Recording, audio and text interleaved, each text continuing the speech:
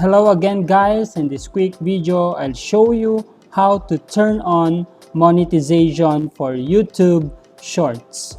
First, make sure that you are logged into your YouTube account using this URL youtube.com, and from here you will see your profile icon located at the upper right corner. Just click this, and from this option just choose YouTube Studio. And once you are here in your channel dashboard, on the left side, just choose this option, Earn. And for you to be able to turn on this monetization, you need to comply with the requirements and standards, and as well as the policy guidelines for you to turn on this monetization channel.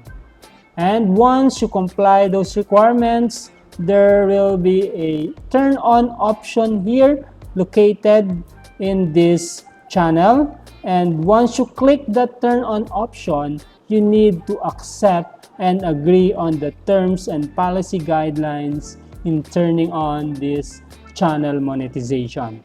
Okay, that's it guys on how to turn on your monetization for YouTube Shorts. I hope this video helps you a lot, and keep following and subscribe to this channel for more video tips. Thank you guys.